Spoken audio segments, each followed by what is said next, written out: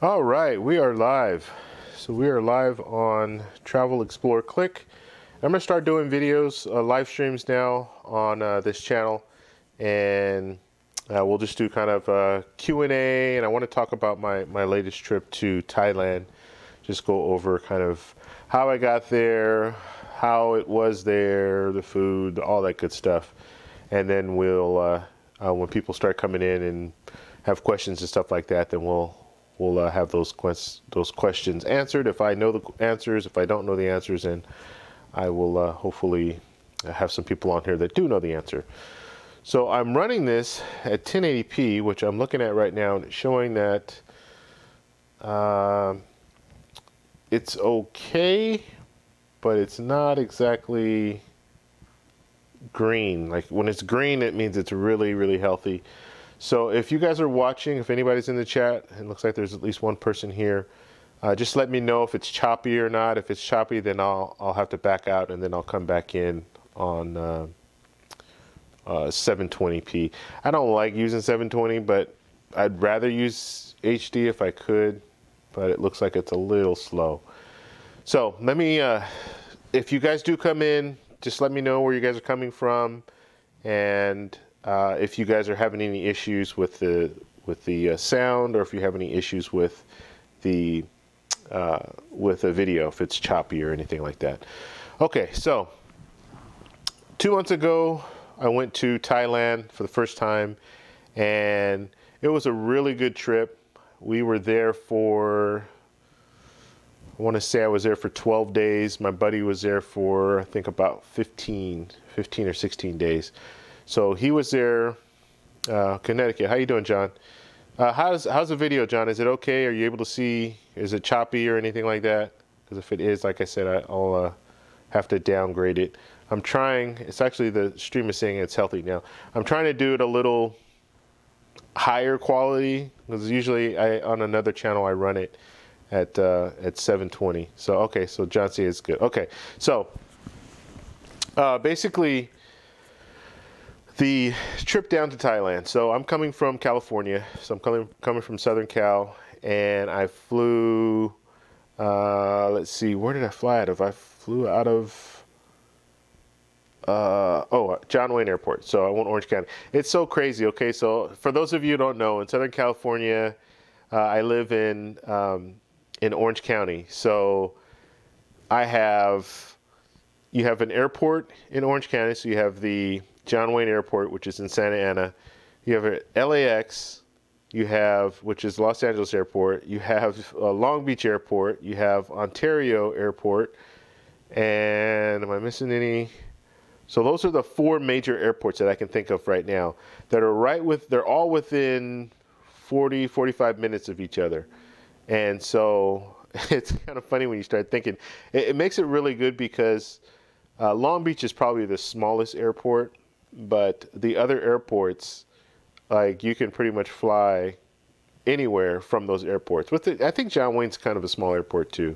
So the two major ones, Ontario and LAX, you can pretty much fly anywhere. So you can fly international from those airports. But in my situation, I flew out of John Wayne Airport. I flew to San Francisco. So then from San Francisco, then I headed out to, it was China. So I went to Beijing. And what airline did I fly? My mind is kind of frazzled right now, so I'm thinking, okay, what airline did I fly again? Okay, so it was United. So I flew United. For those of you who don't know, I do use points. So I use credit card points, and that's how I booked my flight. And so my flight, the whole flight altogether, round trip, and I flew different airlines, and I'll go over that. But round trip, it cost me, out of pocket, it cost me $300. And then I use points for everything else. So it's a really good deal. You can't beat that. If you're flying, generally if you fly, I was looking at some of the prices to fly economy, and it was about $1,300 for a round trip ticket. In certain situations, I saw it even as high as like $1,700, $1,800. So it can get really pricey. And I was able to do it for $300, and that's no joke. And I have some videos that I talk about credit cards, travel reward credit cards and points and stuff like that. I'm going to do more, and just kind of to try to, because the thing that's a little frustrating about the points is it's easy to get the points. All you need to do is get a credit card and spend money. That's pretty much it. You need to be responsible with the credit card though, and that's one of the hard parts. You need to be able to get in there and make sure you pay. I pay off my credit card every 2 weeks. So every 2 weeks I'm paying on my credit cards to make sure I'd never carry a balance over a month, because I don't want to have to pay any interest on those cards. So that's the number one key there. But it's easy to get the points. You can hit the bonuses, get 50,000 points and all that good stuff. But it's a little more difficult when you start having to transfer those points to airlines and hotels, and then using those points that way. And so that's what, in order to get the maximum benefit out of the points, that's what you need to do. And so in this situation, I have pretty much a Chase ecosystem. So I have most of my cards are Chase related cards. So they have the Ultimate Rewards program. So I had points on the Ultimate Rewards program. I transferred those points over to United, which United is a partner of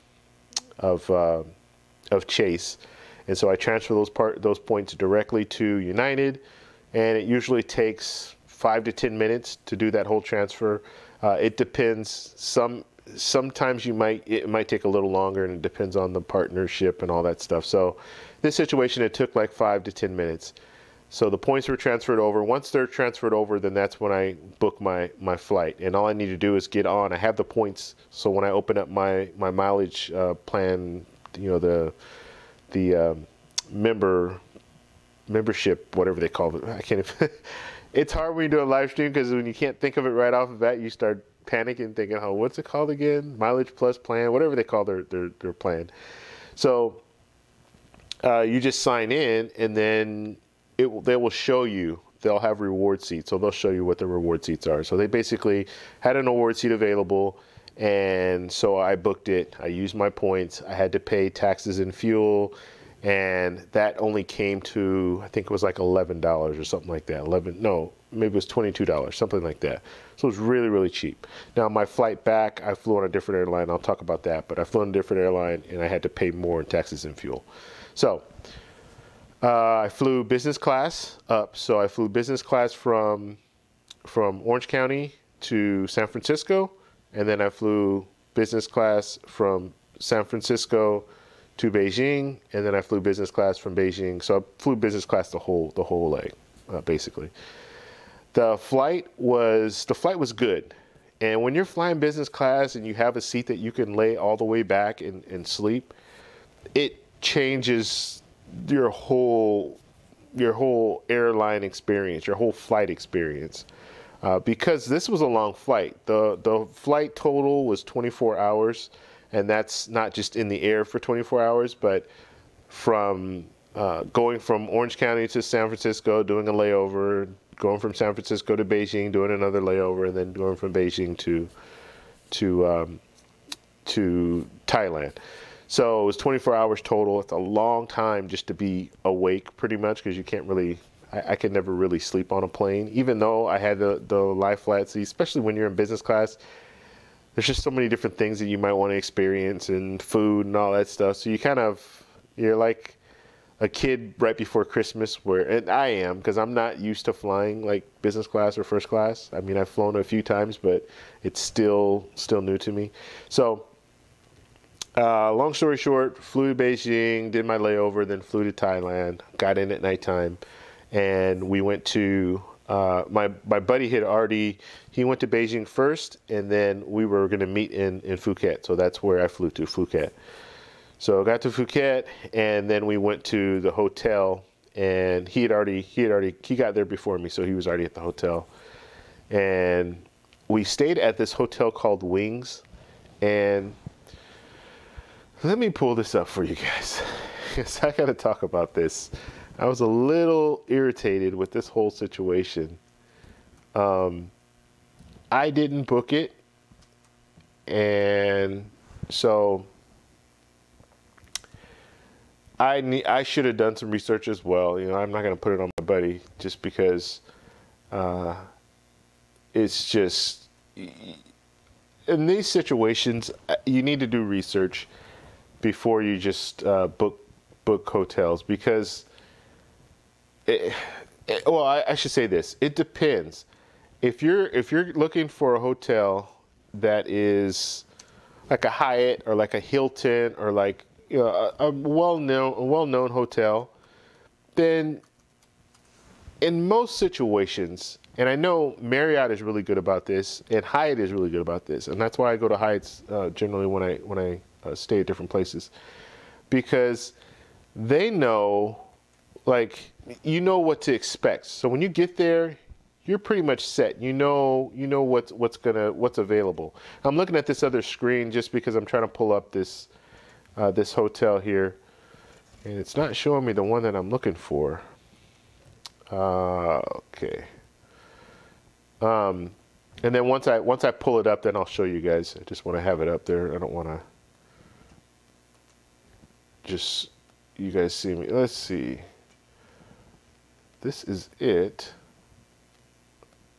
Okay, so this is, see if they pull up. I can just show you a picture of it, and then we'll go from there. So let's see if, okay, let's slide this over. We can talk about this. Camera Talk, how you doing from Miami? So if you guys come in, just let me know where you guys are coming from. I'd love to know where everybody is coming from. So, okay, so this is it. So this is Wings Villa. Now let me explain something. My buddy is all into this whole, oh, I want to, stay like VIP, all this stuff, right? So he sees this picture of this hotel, and he just, oh, we got to stay here. And I think these are all the same. Yeah, so this is the hotel. This is what it looks like, right? Now, what they don't show you, and this is photoshopped, obviously, because when I stayed there, you have these, and this is just minor cosmetics. This is not even the issue that I had, but they have the electrical lines. And if you've been to Thailand, their electrical grid system, whatever it is, it's just a series of these wires. Like we have, we have these electrical boxes and stuff in cities, but their stuff is just, it is crazy looking. I mean, it's almost like, it looks like extension cord wires that are just tied to each other on a pole, and the poles aren't even high, so they're very low. So that's what you would see right here, because that's what's there. But these are nice. They're very nice. Now, it's too nice for me and my buddy. Like, this is honeymoon stuff. This is not a setup for me and a buddy. This is a setup for like someone who just got married and they want to experience. And these are not all the same hotel. This is where we stayed. But like this one here, this is somewhere else. So that's what we had. That's where we stayed. Now, the issue that I had, okay, is you should always look at the location. This is where he booked it on Booking.com. You should always look at the location. So what I mean by that is what's around the location. And here's this map. Let's see if this map will show. Because this is where we had an issue. This is where I had an issue, and then my friend, he realized, okay, yeah, we kind of messed up, so we're going to need to figure something out here. So this is where we are, or where we were. And we're in this area here, right? And this big pointer right here. Now, there's nothing. All this little stuff, there's nothing, okay? To get from our villa to the main street, that's probably about, I'd say 2 to 3 minute drive. It would probably be 10, 15-minute walk just to get here. Now, once you get here, there's still nothing. Like all this stuff right here, you have little stuff, maybe a 7-Eleven. I believe there was a 7-Eleven right down the street, but that was it. So to get to the store, the nearest grocery store that we went to we had to take a cab, and that cab cost, God, they wanted 300 baht, which is like $9, something like that, something crazy, just to get to, I believe it was this area right down here. Okay, so that was the nearest place that we could go to get to find something to eat, or like get groceries and stuff like that. So we had a good setup. We had our own pool. We had 2 bedrooms, 2 bathrooms, kitchen. It was nice.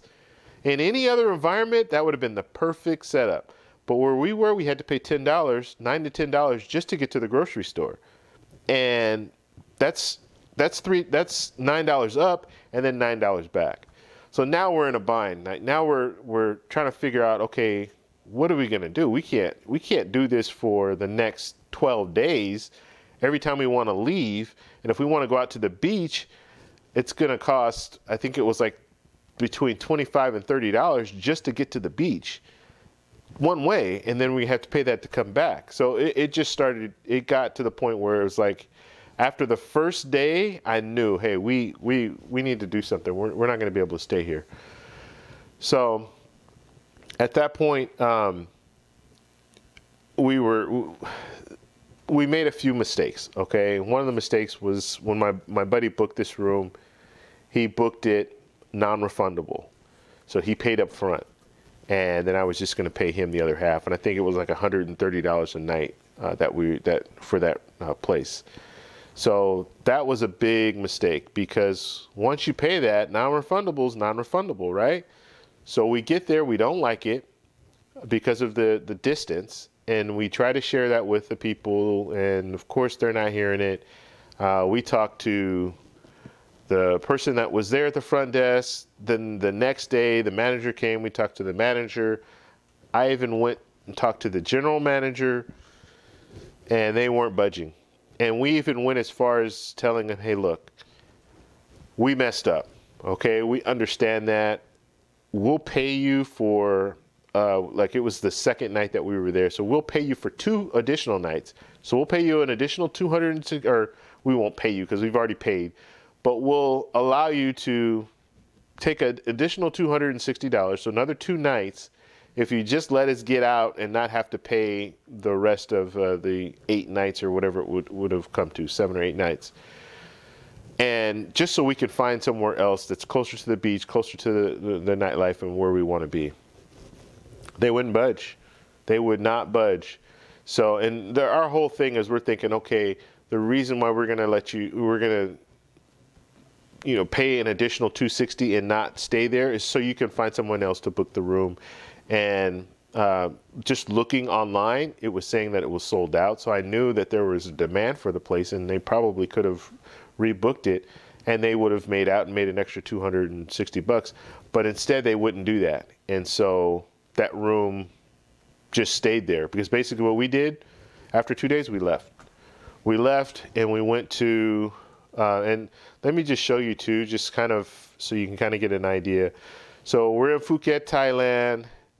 Where you want to be is Patong Beach. That's where everything is. And we didn't know. Like, I didn't do enough research. My buddy didn't do enough research, so we didn't know what was out there. But you want to be, and let's see. Hope I can pull it up. This map is very slow. I believe it's right in here somewhere. But you want to go down to Patong Beach. That's where everything is. And so that's what we did. So this is kind of the situation was like this. We're staying at this place. We're going to have to just eat it. So we lost, between the two of us, $1,000 on nights that we weren't there, because because this is my whole thing. This is what I told my buddy. I'm like, hey, look, it sucks to lose money and just have to pay it for nothing. But we're in Thailand. We're probably only going to be here one time. We might not experience this again, right?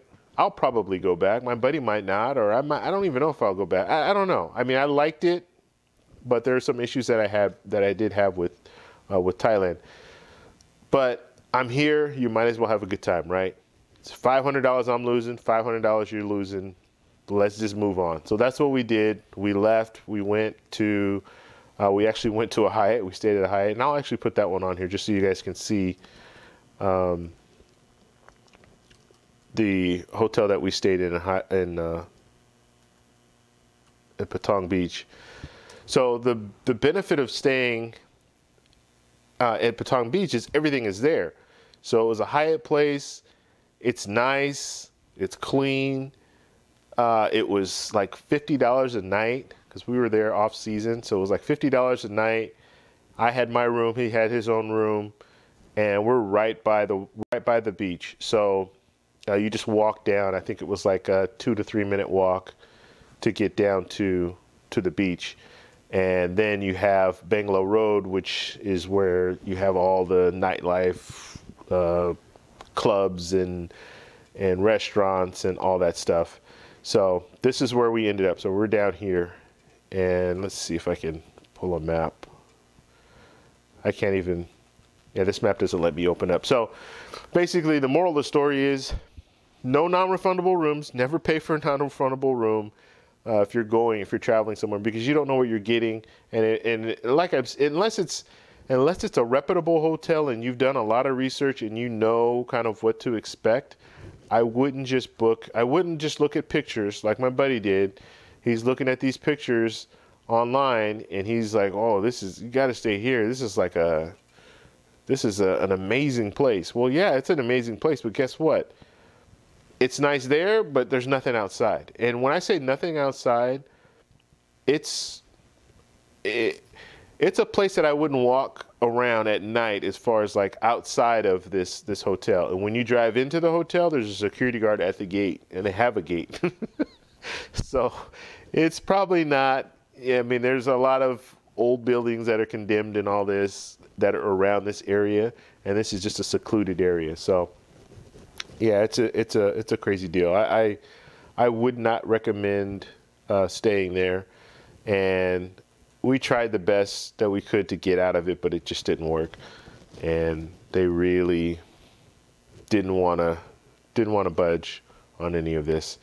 So that was that. So we get to the hotel, and let me check, see who's in here, and from time to time I'll go to questions. So we'll go to questions right now, and we'll see what's in the chat. We can answer some questions here. Okay. All right, John Doe. So just got the new Capital One venture for a trip to Paris next month. Ooh, Paris, you'll have fun there. I've been there. It's pretty nice. It's a busy city though. Just realize that it's a busy city. Let's just put it that way. And busy cities, to me, in a lot of situations, you don't have the friendliest people. Like when I was in Paris, people weren't very friendly. Like at the hotel, I stayed at the Hyatt Regency there. The people at the hotel, excellent. But you get outside the hotel and you go to the different places, people aren't very friendly. Like I didn't really get that vibe. Where, for example, I love going to Colombia. When I go to Colombia, people are always very friendly, go out of their way to help you. I didn't get that vibe when I was in Paris. It was kind of the opposite. People were just doing their own thing. I guess it's probably at least like out here in big cities in Los Angeles or in New York. People are just going from point A to point B. They don't have time to stop and chat and help you out and stuff like that. But that's good. You got the new Capital One. Now that they have transfer partners, that's going to be a real good thing for them. I mean, as far as now you can look into using their different transfer partners, and just so you know, like, and I've heard people talk about this too, as far as the transfer partners, where they're all foreign air carriers, or like, you don't have the domestic airlines like Delta and American and United, but you have the different alliances. So you have the Star Alliance and all the different alliances. So you have the alliances, and if it is in that alliance, like if the Star Alliance is what, I think it's United. I'm not right now. I can't even think, but you can still transfer points to whatever airline carrier that is. Let's say British Airways is a good example. So I can transfer points to the British Airways, and since they're an alliance with American Airlines, I can transfer those points on over. I wouldn't recommend doing that. And when I fly domestic, I usually just pay for my ticket, because those tickets are generally not that expensive. The most I'm going to pay is if it's like a last minute deal, or if I want, even if I'm flying to New York from LA, it's generally not that much. And I can fly economy, I'm fine with that. But when I fly overseas, I want to try to fly first class or business class, because I don't want to sit in an economy seat for 10 hours or 11 hours. So that's just my take on that. You can still work it to allow you to fly domestic flights, is what I'm saying, with venture capital, or with the venture card. All right, let's see. Okay, 7Z from San Francisco. How you doing, buddy? Thailand is old. Wouldn't suggest checking out Vietnam. You know what? I would consider going to Vietnam. I have a coworker that's actually hit me up about that, and she was saying, yeah, because I'm a big photographer. I like going out and taking pictures. Travel photography is like a real passion of mine. So I like going to all these new cities, different countries, and taking pictures. And she was just telling me it's beautiful out there. So I was telling her, well, hey, let me know when you go, and I might just book a trip and head out there, and you can show me around town for a few days. So that might be in the works. I mean, that's something I would like to do. Yeah. Now I will say, and I want to talk a little bit more. I'm going to answer some questions, and then we'll go back to kind of my trip in Thailand. But the beaches out there. Now I don't know, like Seven's just talking about the beaches in Vietnam, right? Let's see, newer hotel, Sheraton, right along with the beach. Okay, yeah. So I will say the beaches in Thailand are nice when you go to the islands. So they have these different islands that you can go to. So when you go to the different islands, the beaches are really nice.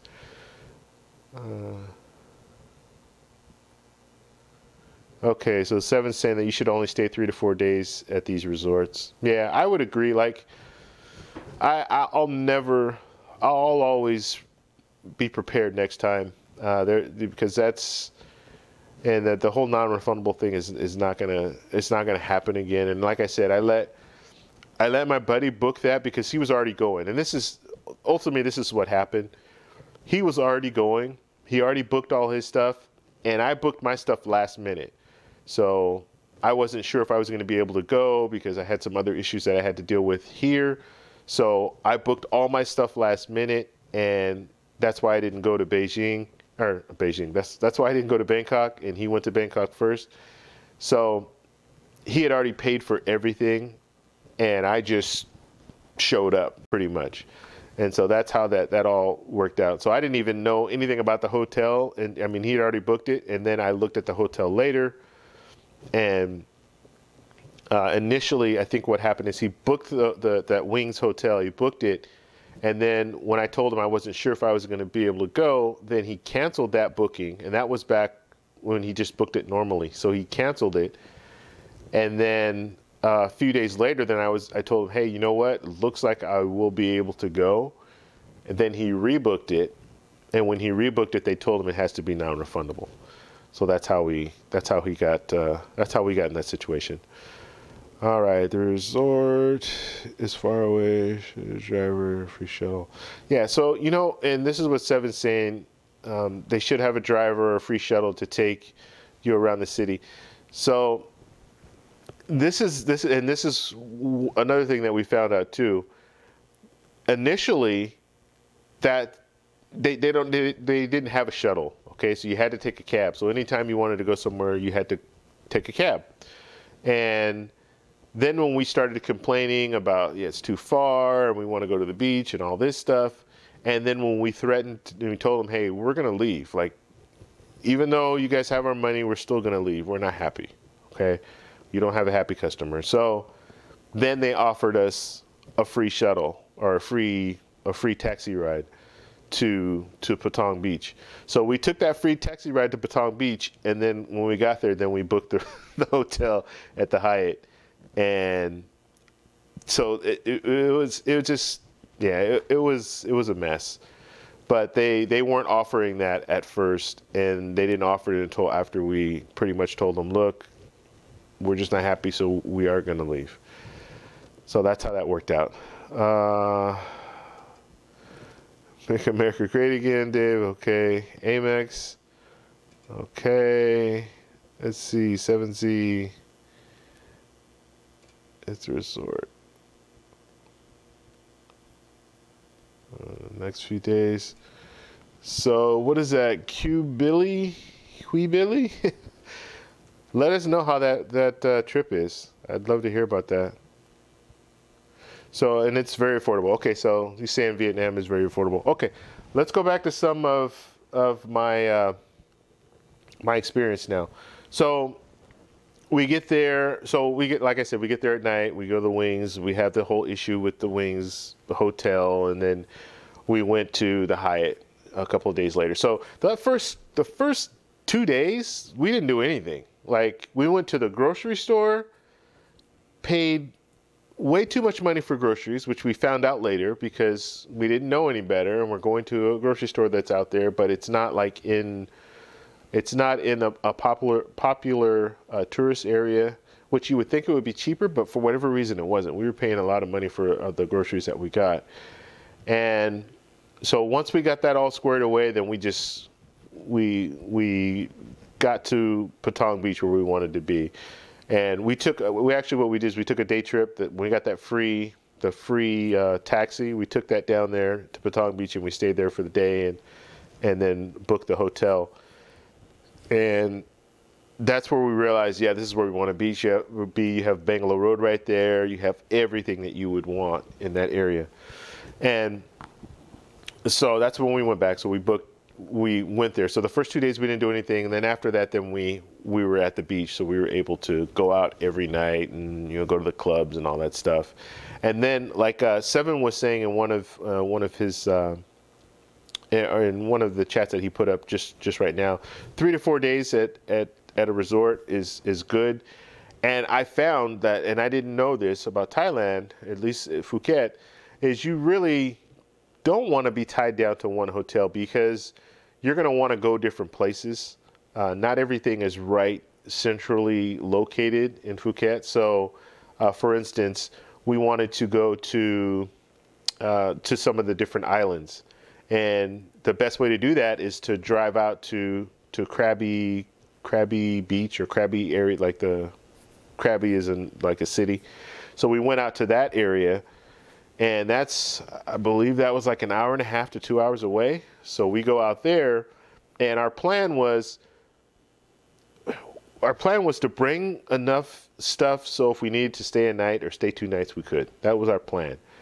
And so we brought some clothes. So basically, we went there and we stayed a night there. Actually, we stayed 2 nights there. So now we booked the Hyatt, but we're still going somewhere else, and we're sleeping over there. So we just went and booked a cheap hotel there in Krabi. So we went there, we stayed there, and then we went to the different islands. And I'm telling you, these islands in Thailand, we went to James Bond Island, which is really nice. We went to Hong Island. Hong Island was probably the nicest beaches that they had there. And then we went to one other island. I can't think of it offhand right now. But we did like the excursion. So you get on the little boats that they have there, and then they take you out. And you're not there for the whole day. You're pretty much there for a couple of hours, and they move to another island. You're there for a couple of hours. Then you go to another island. You're there for a couple of hours. So that's kind of the way they do the whole island thing. So they kind of island hop, and then they bring you back. Oh, and then we went to What's the popular island? Um, wow, because we stayed there a night as well. I can't even think of the name now. Um, I can't think of the name of the island. It's the most popular Fifi Island. There it is.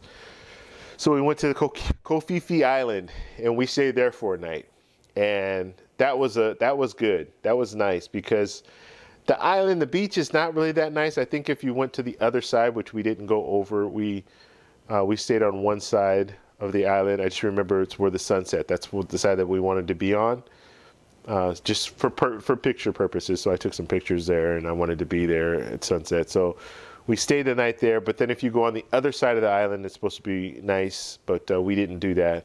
We were only there for one night. So we stayed there for one night. Then we went back to Krabi, stayed for a night, and then woke up in the morning and then went to Hong Island and then where else? Then we went. What did I say? Hong Island and the other island, James Bond Island. So then we did that. So the islands are nice, and it is worth it to do that. Now, as far as the nightlife there, you do have all the clubs, and it's just when you go on Bangla Road, the main road, right in Phuket area, there's a lot of activity. It just reminds me of like when I was younger and I used to go to Las Vegas for the New Year, like New Year's. And this is before now they've blocked off the streets, so you can't really gain access to the main street, Las Vegas Boulevard. But back in the day, they didn't have it blocked off, so you could just be, and everyone would just come out from all the hotels. They'd come out to the middle of the street, and they would block off the streets because no cars could go through, and people would just be out there drinking and having a good time. And that's what Bangla Road reminds me of when you go down that street. And it's not very big, but when you go down that street, there's just people everywhere out, having a good time, drinking, doing all this stuff, and so it's a good time. You can really have fun just hanging out there. One thing though, if you have kids, you probably wouldn't want to bring them out there at night, even in the daytime. Like there are a lot of things that are out there that you don't want your kids seeing. I would just say, I don't know. You want to just be mindful of that. Know what you're getting if you're in Bangla Road and you're walking down. It's like Las Vegas is known for having like these guys that will hand you these little cards to go to the strip clubs and all that stuff. Well, they have all that there on Bangla Road, but it's amplified. It's even more. It's not just strip clubs, but it's all this different stuff that you probably wouldn't want kids to see. So anyway, so that was pretty much the bulk of what I wanted to talk about. So I had a good time there. The food was good. Well, the food was okay. I'm not going to say it was good. I don't know, like, I'm comfortable with certain, like, when I go to certain countries, like when I went to Paris, the food was really good. In Colombia, I like the food. Aruba, I like the food. Costa Rica, the food was okay in Costa Rica. But in Thailand, for whatever reason, it wasn't satisfying to me. Most of the meals that I had weren't satisfying to me. The best meal that I had was we went on an elephant. We went to like an elephant sanctuary where they have elephants there. You don't ride the elephants. I didn't want to go to a place where where you ride elephants and they torture the elephants and all that stuff. I didn't want to go to that, but we went to an elephant sanctuary where they have the elephants there, and you basically go there and you can touch the elephants and feed them and wash them and all that stuff, bathe them, I guess. The best food that I had was at that elephant sanctuary because they served a meal. That was the best food they had. And then second best was at the Hyatt, because when I ordered like food at the Hyatt, it was good. But going to the different restaurants there, we went to a restaurant every night, and pretty much we ate twice a day. So in the afternoon time we would eat, and then at night yeah, I just wasn't feeling it. The food was just not. It wasn't very good. So that's just my experience. Now, some people say, "Oh, the food is excellent. It's really good." Yeah, I didn't have that experience. So much so that when I was thinking about Thailand, the main thing I wanted to do was eat on the food carts and all that stuff out on the street. Yeah, I didn't do it. I didn't touch it. And I didn't touch it for one reason. If I didn't like the food in a restaurant, I'm probably not going to like the food that's out on the street. And it didn't even look, I mean, it didn't even look appetizing. And they had some stuff that I would probably like if it were in a restaurant, I guess. But like chicken, and they had some stuff that looked, it didn't look appetizing to me only because it's like out there all day. We went out to the same Bangla Road every day, and you see the same people there, and you see that food, and you're thinking, is that the same food that they just had? They're not making all this food the night before. I mean, I don't know. I had the feeling that some of that food was just, there. Like it's maybe 2-3 days old. I don't know. So I didn't want to experience that because the last thing I wanted to do is get sick when I'm on a trip, and then mainly get sick when I'm on a trip or get sick on the way home. I didn't want to have that. So I didn't eat any of the food on the street. And then I wanted to eat the durian. I didn't do that either. I wanted to do it, but I just didn't find time. Like I kind of pushed it off to the last part of the trip, and then we ended up just not doing it at all. So, and a couple other things I wanted to talk about too about the trip. The way to get around there is they have an app like Uber, and I can't think of the name offhand. Yeah, they have an app, and I think it might even be owned by Uber too. I don't know, and it's really good. We should have that here, and I want to find that name just because I want to be able to tell you guys, because it's a really good service. Uber.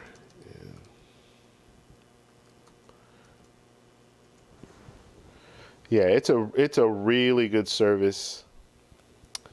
Let's see.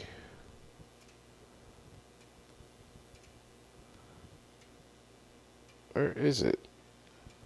Grab. There it is. So it's called Grab, and it is. Yeah, Grab is the alternative 7. Okay, great. So it is just like Uber, but you can pay in cash. Like, I mean, or you pay the cab. It's just like a taxi, but you order it up on your phone. They tell you how much it's going to be. Usually it's cheaper than, in every situation that I saw, it's cheaper than catching a cab. But it is a cab, if that makes sense. So these guys basically they're hooked into the whole Grab system, and so when you order them up, they'll come, and they're usually there right away. Like you order, there's so many taxis in Thailand and in the main areas like where we were, that you order a taxi or a Grab, and they're there within 2 to 3 minutes. So they'll come by, they'll pick you up, and they'll take you wherever you need to go. And so that's what we used for the most part. The only time we did take a bus once, and that was kind of a nightmare because we were in Krabi, and we needed to get back to Patong Beach. And so, like I said, it's about an hour and a half between two. Yeah, it's about an hour and a half ride. So we went to James Bond Island. I believe it was James Bond Island or Hong Island one. We did that excursion. On our way back, they were going to take us back to Krabi to drop us off because that's where we started, right? But we were halfway between.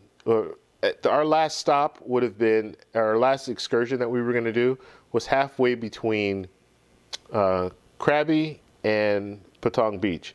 So we would have been backtracking to go all the way back to Krabi and then have to catch a cab all the way back to Patong Beach. So we wanted to kind of cut it off. So we said, hey, the last thing was, I think it's a waterfall or something that we were going to go see, and the lady, the host of the excursion, she pretty much said, you know what, it's kind of not even worth going to see, honestly. You'd be better off if we just drop you off at the bus station, and then you could just catch a bus all the way back to Patong Beach and save a lot of money. I think it was like $3 to ride all the way back. And so that's what we did. The only problem is the bus driver didn't speak English, and there was one person on the bus that spoke English that we were talking to, but she got off. And so she didn't go all the way to where we were going. And so we were trying to communicate with because we didn't do any of the communication. Actually, the host got out when she took us to the last stop, to the bus stop. The host got out and she said, oh, there's one going to Patong Beach right now. So if you guys hurry. So we hurried, we got in. And so she told them where we were going. But instead of taking us to where we wanted to go, like right on the beach, where our hotel was, they took us to like the central bus station. And so then we still had to catch a bus back. So it wasn't bad. I mean, we only paid $3 for that whole ride, and then we just had to catch a cab back to Patong Beach.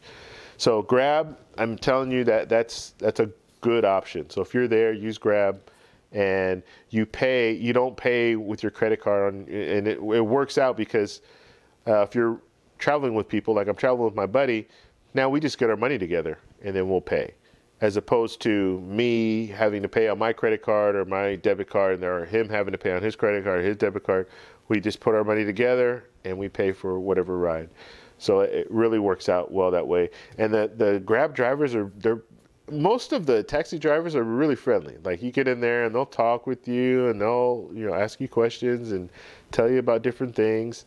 And if you negotiate, like I have a video on my channel where I show you me negotiating with one of these taxi drivers to have them take us around town. And I'm big on either using Uber, in this case Grab, hitting those guys up about taking you on different excursions and stuff, because usually you can get it for cheaper and it's a private ride. It's just you, and they'll take you wherever you want to go. And you can spend time there. You don't have to worry about being caravan to all these different locations with all these other people. And I like to take pictures, so I like to go by myself, or go with me and my buddy, and not have to leave a location because we're going to be here 20 minutes and then we're going to leave.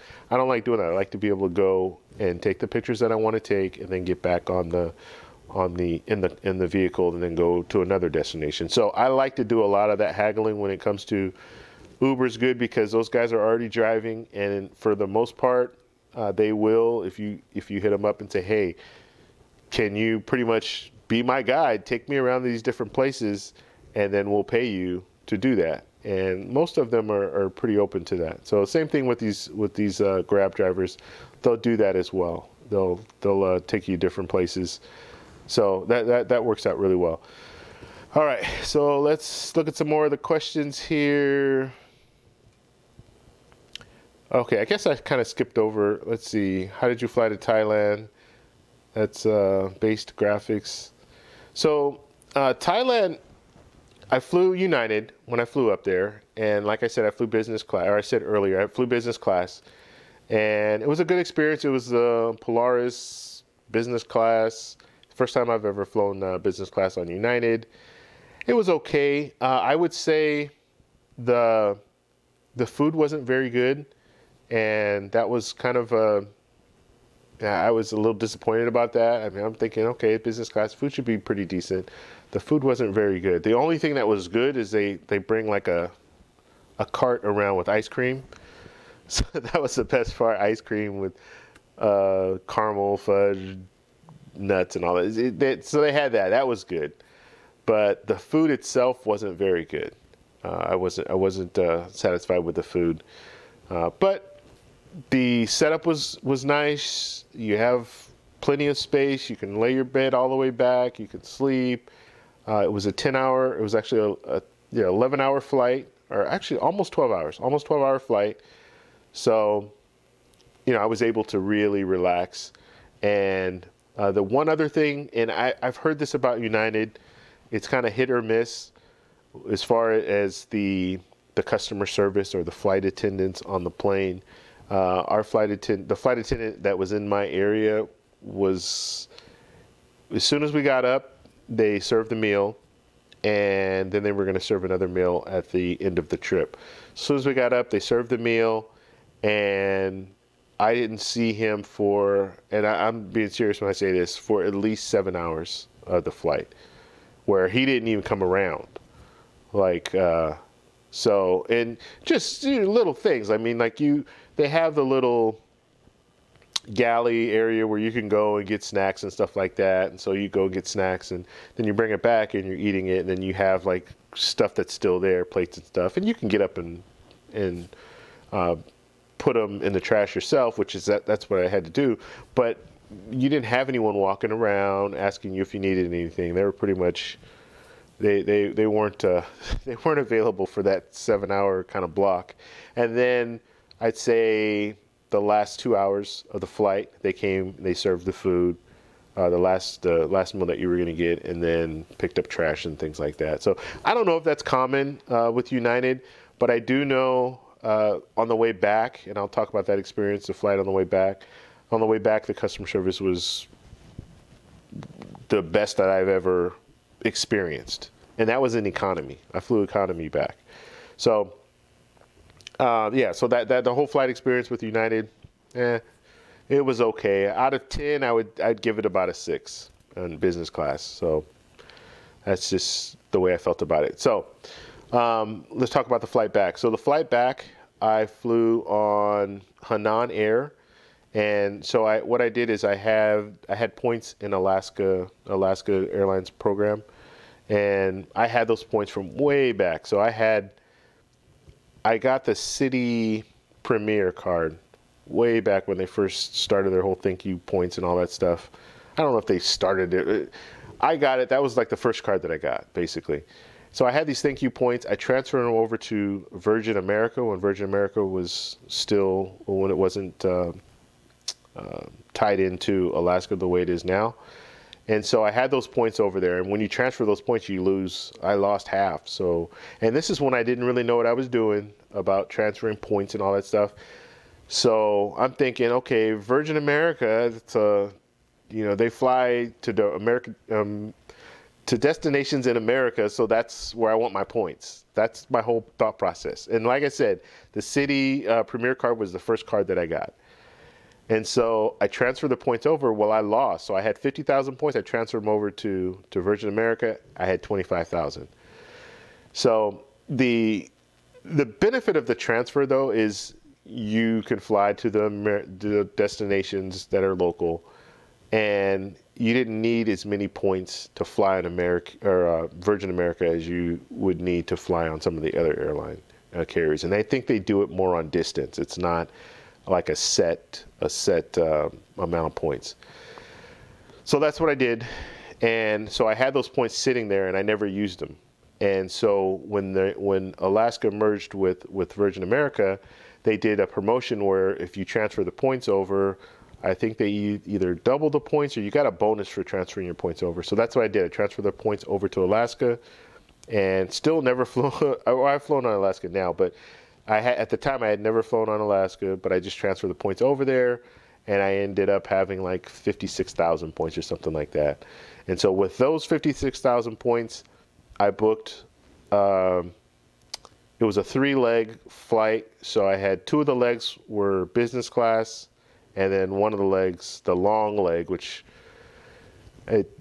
I wished I could have gotten a long leg that wasn't economy, but the long leg was economy. So that's how it works. So from Thailand to China, I went back to Beijing. So from Thailand to Beijing, China was business class. That's a short flight. And then from I think actually it was a 6-hour flight. So from Thailand to Beijing was a 6-hour flight. So that was a nice flight to have business class. So I was able to fly business class there.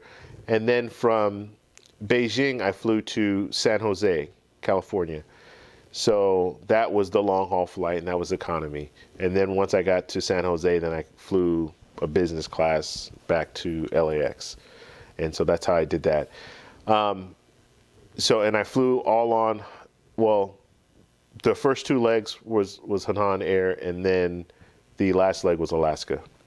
So Hainan Air, I will tell you, and I flew both business class and economy, and their customer service is excellent. Like, above and beyond anything that I've experienced on the carriers, the domestic carriers.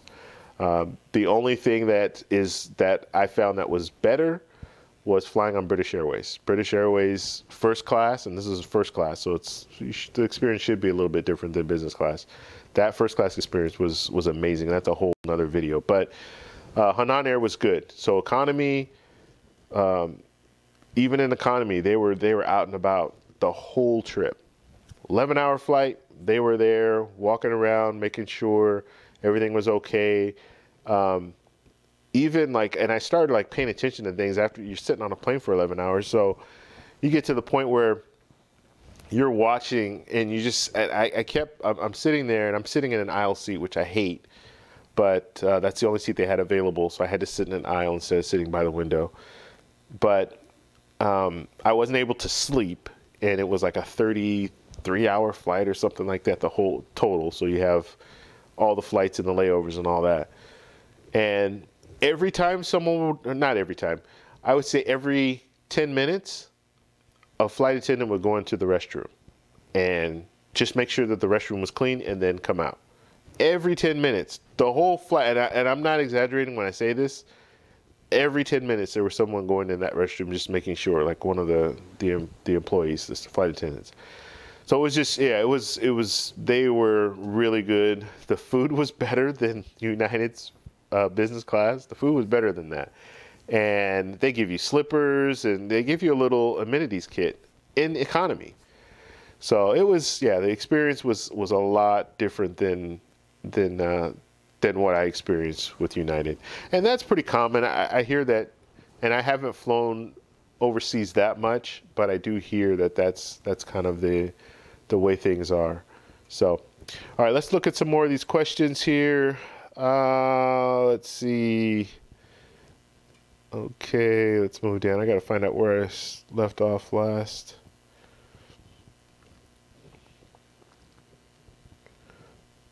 Okay.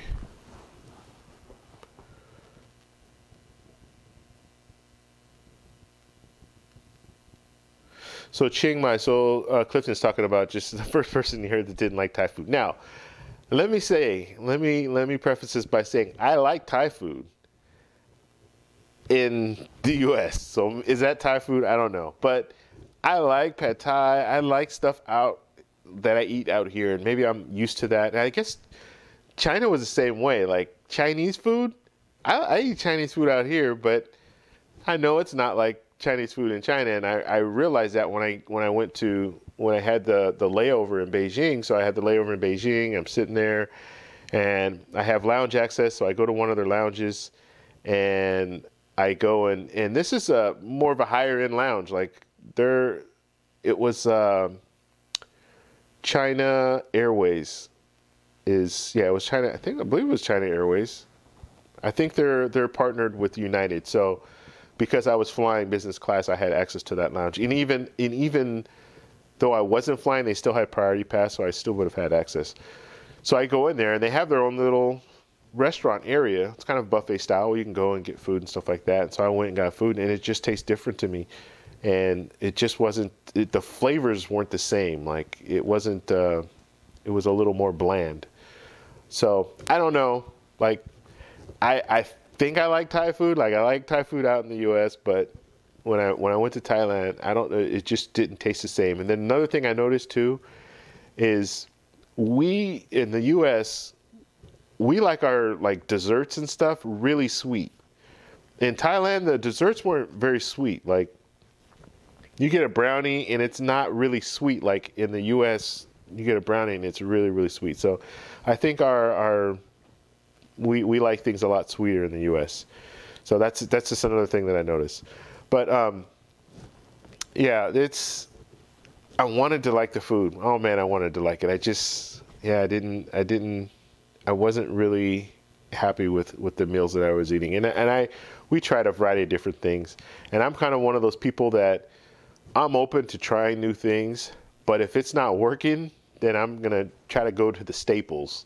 And like a staple for me would be pizza. Like pizza pretty much tastes the same everywhere. That's the way I feel. Like my experience, if I'm not liking the food and I'm eating and I start going to different places and getting pizza, then I'm pretty satisfied. The pizza in Thailand, it tastes all right, I guess. The burgers in Thailand didn't taste like the meat. The ground beef didn't taste the same to me. It just didn't. So, and I know I'm in Thailand eating quote unquote American food, I guess, burgers and stuff like that. But I'm just trying to get something that I'm familiar with, hoping that it will at least get me through the day, I guess you can say. All right, so let's see, what else do we have? Let's see. Okay, so you guys are talking about going to Vietnam. Okay, so so durian is too expensive. Instead, eat mango sticky rice. Yeah, I didn't try that. That sounds like it would be good, Seven.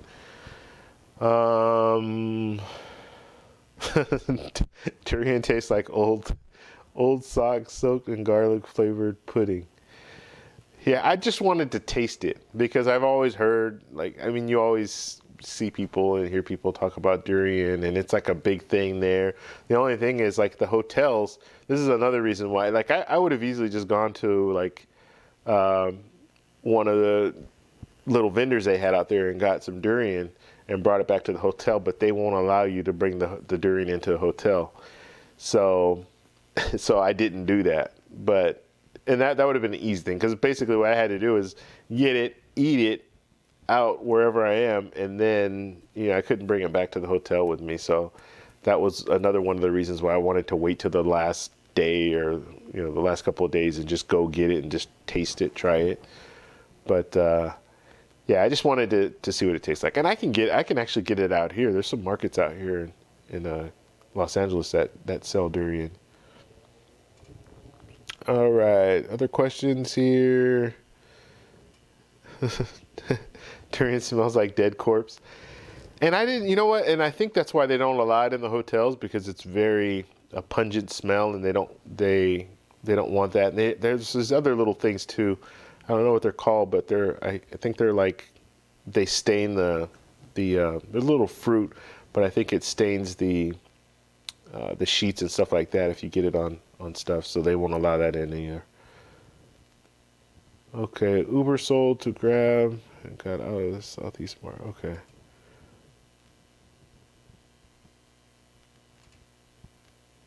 Oh, so you can order food. So Seven's saying you can order food with Grab. Yeah, we didn't do any of that. I wanted to stay in the hotel the least amount of time as possible, so we tried to go out and get things. Although there were a couple of nights where it's like you're tired and you've been out all day and you get back to the hotel and you can either eat the hotel food or order something. So we did some room service a couple of times. So maybe Grab would have been a better option. I'm sure Grab would have been a better option.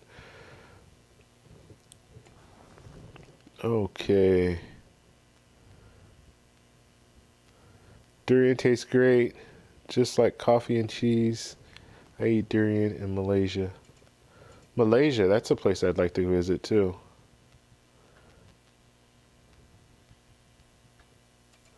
So Seven, you're saying Alaska sucks. What sucks about Alaska? I had a good experience. I mean, they were fine. I mean, I only flew. That trip was what, 45 minutes. I guess I can't really say much. But I never flew on Virgin America, so I just had points on there in that account. But I thought that they still have Virgin American planes. I don't even know. I haven't done any research on that, but I thought they still kept it the same. They wanted to merge, but keep them separate as far as you still have Virgin American planes you can fly. I don't know. You guys will have to let me know about that. Beg bugs and on flights nowadays. So hunting, you're talking about. He's talking about. He heard horror stories of bed bugs on flights nowadays. Have you encountered them? This problem. No, um, I haven't. I haven't. I could see where, yeah, that could very well be a good possibility. Just like hotels, the same thing. I mean, but I haven't. I haven't really experienced that. It's funny when we were in Krabi. So we went from Thailand or from Patong Beach to Krabi. When we were in Krabi, we just rented some, like, I think it was like $19 a night. This little hotel. It was actually the outside and even the hotel setup on the inside. It was decent for $19. I mean, I'm thinking it's going to be horrible. It's a hostel or something like that. No, it was decent. Okay. And it became a joke because you had this one girl that worked there I mean, she pretty much did everything. And they were opening up a cafe, but they hadn't opened up the cafe yet. But they still served food, so you could still order like food. And it was like through this little like cafeteria window if you wanted to get food. And so it was her and this person that was cooking. And that was it. And then they had like maid service, but they had to like call out. The maid wasn't there the maid wasn't there all day. I think every morning the maid was supposed to come, but in our situation, the maid wasn't there the whole time that we were there. And she even told us, hey, you know what? There's not going to be any maid service for the day. So it was like one of those places. And so when I checked in, we went to get something to eat. We came back and I'm relaxing on the bed and I see these little bugs on my bed. And I'm like, what the hell is this? Like, that's what I'm thinking. It's like bed bugs, right? So I go to because we had separate rooms. I was in one room, my buddy was in another room. So I go to my buddy's room. I'm like, do you have these little bugs on your bed? And he's like, yeah, they're ants. And so I don't know, like I went back and I looked and they did look like little ants, but like our ants are little in the U.S., the ants that I'm familiar with, like the black ants, they're a little bit bigger than these ants. These ants are like really, really tiny. They're almost like it's like a flea. Looks like a little flea. And so they're like running around the bed. So I go down to the front desk and I'm telling her, hey, there's bugs in the bed and all this. And she's like, bugs in the bed? What are you talking about? So I was asking her, hey, can you like, can you have a maid come up and change the sheets? And she was like, no, there's no maid here tonight. And I was like, well, can somebody come up and clean the sheets or change the sheets?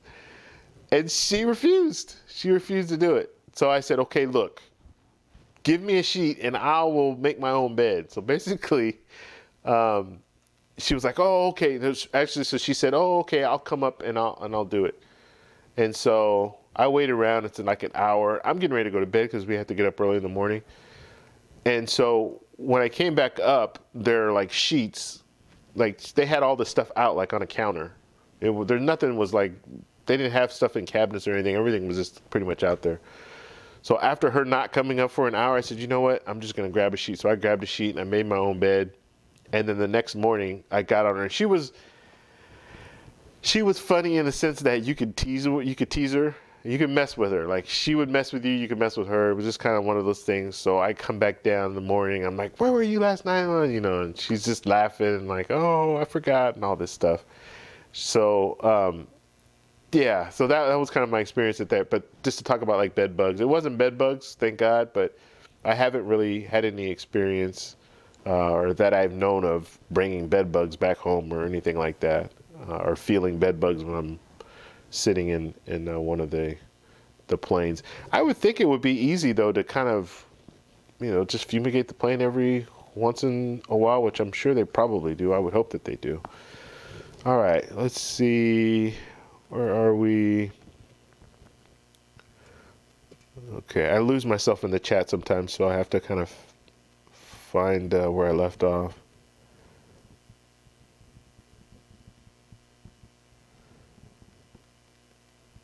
Let's see. Damn, I miss Virgin America. Okay, I heard horror stories.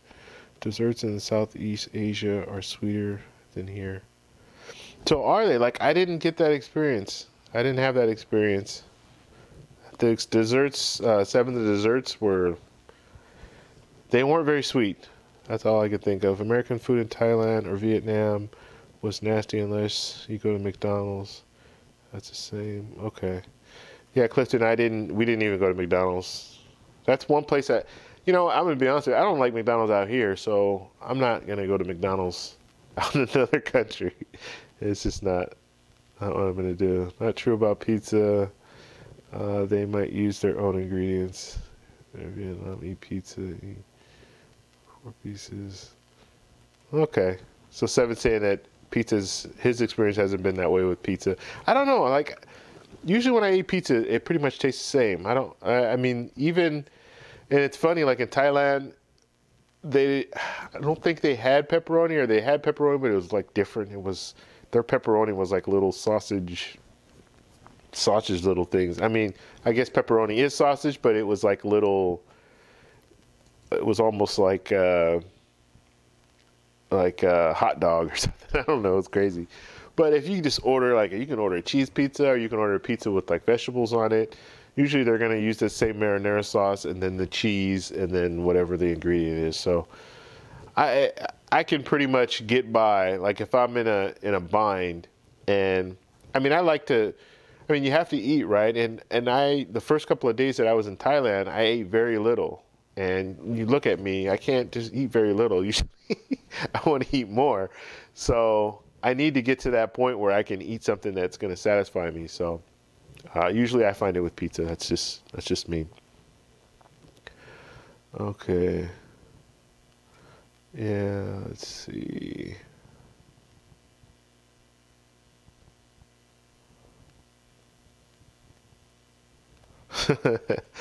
So Queen Billy's saying if you pay $13 for a hotel, then like in Vietnam, he paid $13 for a hotel, and the bugs come as an amenity. Yeah, and that's another thing too. Like we paid $19 to stay there, and you get mad, but can you really get mad? I don't know. Like I guess you should, because you expect something, but $19 is I wasn't complaining too much about it.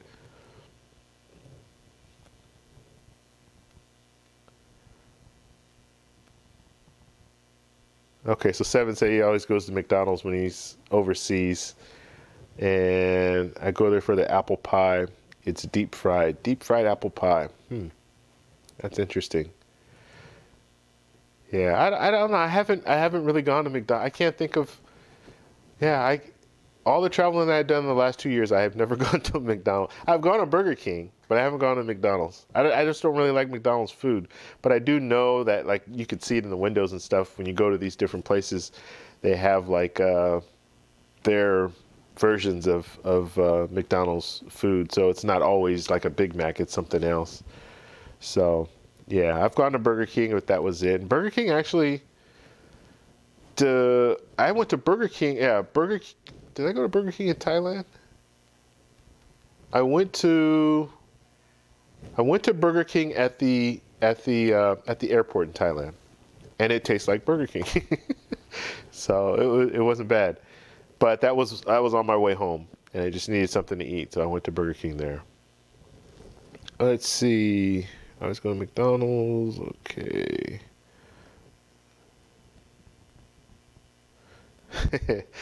Yeah, hunting Wolf's talking about Thailand.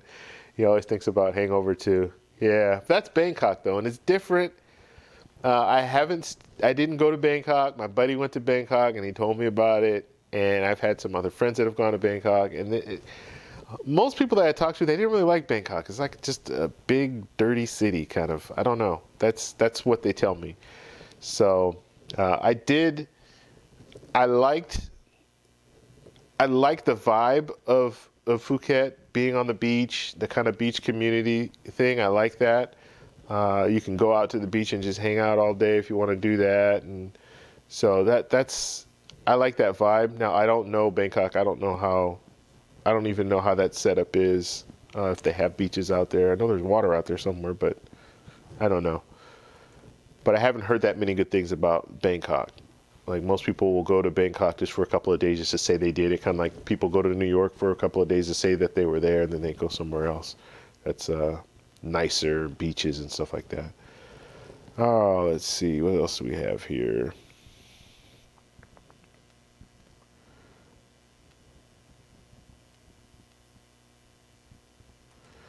Okay. Okay, so Seven's talking about pizza here. Yeah, I don't know. I've had a good experience with pizza. And the majority, like, there's certain places that really will cater to, like, gourmet pizza. That's generally the place that I will go to. Like, if it's, like, more of a gourmet. And I'm not talking about, like, and they have, like, surprisingly, I went to Colombia. They have, like, Papa John's, and they have Pizza Hut. And, or do they have Pizza Hut? They had Papa John's for sure. I'm not sure about Pizza Hut. But they have, it's more gourmet. Like a gourmet style pizza. That's what I like. So, like the oven, the wood brick oven kind of pizza. That's what I'm more into. And I just went to, when I went to Colombia, I went to Medellin, Colombia in May, and they had some really good pizza. Like it was comparable to the stuff that we eat in the U.S. because it was like the gourmet. Like the whole restaurant was like a pizza restaurant, so it was pretty good. I did go to when we stayed in Thailand. When we stayed at Koh Phi Phi Island, we went to a pizza place there, and it's a popular. I think it's called the Pizza Store. I think that's the name of it. And that pizza was horrible. Was horrible. So I will, Seven. I will, I will say it's not all good. Yeah, you're right. That place is more. It's kind of like a Pizza Hut setup, and that pizza was terrible. Like it was not even worth. It wasn't worth the money because it was a real small pizza, and it just wasn't good. It literally tastes like it was just frozen pizza, and it probably was. I don't know. But it was one of those places you walk in and you don't really smell food. So it's probably not good. Like you walk in, you don't smell pizza in the oven. You just kind of, yeah. So yeah, that pizza wasn't good. So I will give that to you, Seven. There are some places that just don't have, they don't make pizza very good. All right. Okay. There are many KFCs in Asia. That is true. In Thailand, when I was in Thailand, and when I was in China as well, even at the airport, they do have KFCs everywhere. And it's funny when you see, like the KFCs. The only reason I know it's KFC is because like they have Colonel Sanders or something, but it's in Chinese writing. So you have Colonel Sanders. I'm like, oh, okay, that's that. And they had Pizza Hut too in China. So, and I'm just talking about the airport. So they have the Chinese writing. So I know it's Pizza Hut because I see the Pizza Hut hat and then the Chinese writing. But I know it's Pizza Hut because of that. I didn't go to those places to try the food out. But I guess I should start doing that. I went when I was in Costa Rica. I went to Costa Rica last year. And if you don't know about Costa Rica they're very Americanized. They have like Applebee's. They have like restaurants you wouldn't even think about being in another country. They have them there. So they had Popeye's chicken in Costa Rica, and I don't know like if where you guys are all coming from, but Popeye's chicken. We have Popeye's chicken out here in California, and I'm sure it's in other places all over the U.S. And they had a Popeye's chicken there. So I was just amazed that there was a Popeye's chicken in another country. So I had to go there and get the Popeye's chicken. And it was pretty bad. It was pretty bad. I didn't enjoy it at all. I mean, and I guess, you think of Popeye's chicken, so you think my video and my photos. So because I've shot weddings before. I've shot some other professional gigs. And I always back up my footage. But when I travel, I don't back up my footage. So I was in that situation and did back up my footage, and I lost half the trip was gone. The only thing that I was able to keep was whatever was left on my cards, because what I would normally do is when I got home that night, I would take the stuff off my cards, put it onto the external hard drive, and then I just had everything on the external hard drive, and then whatever was left over on my SD cards, that's what I had left. So I lost a lot, and it was, oh God, that hurt. That's one of those feelings where you just like, ugh, and there's like nothing you can do, and then you start looking into, okay, how do I get them to, like, you can have them recover it, and you start looking into those prices, and it's just not worth. It's like $500 for them to look at it and like diagnose the problem, and they can't guarantee that they're going to be able to get your stuff back. So yeah, that was a lesson learned there. Now I have an external, like I have three backups now. So I will back it up to my computer. I will back it up to an external hard drive, a little small one, and then I have another big, it's called a ScanDisk. Is it Scan? No, it's Western Digital wireless like Pro thing. Basically, you just take the SD card, you slide it in there, and it will automatically back it up. And then I take the SD card out, it still has all the information on there, and then I'll take it and then I'll put it into the computer, download it over, or put it into the computer, and then transfer it over to my external hard drive, and then I'll have a working copy on my computer. So that's what I do now, but I had to learn the hard way. All right, more questions. Let's see, Thailand has corn pies. Pineapple pies. Yeah, I had never tried a corn pie, pineapple pie, and spinach pie. No, spinach pie, come on. That can't be sweet, right? Burger King in Vietnam gave you free beer with the purchase of a Whopper. Wow, Clifton, that's crazy. So you hear free beer. So they don't serve beer out here in the U.S. at Burger King, but apparently they do in Vietnam, so that's cool. Yeah, so 7 Sand Bangkok has rivers, but it's dirty and smelly. Yeah, I haven't heard very many good things about Bangkok, so I don't even know if I'd ever want to even go there. Maybe just a couple of days just to say that I was there just to see it, but yeah, I'm not really that interested in going. And Thailand as a whole, I probably won't go for a while. Like, it would have to be a part of another trip. Out to that area where I'm going somewhere else, and I say, okay, you know what, let me spend a couple of days in Thailand. So that's kind of my thing. Maybe if I'm going to Malaysia or if I'm going somewhere else, and then I say, yeah, let's stop off a couple of days in Thailand.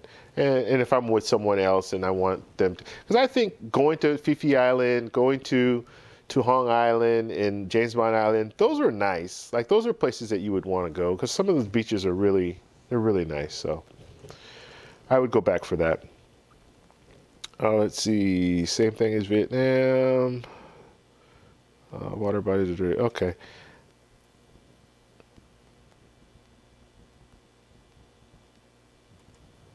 Okay, Hunting Wolf, you're taking off, so thank you for watching and participating. Appreciate that.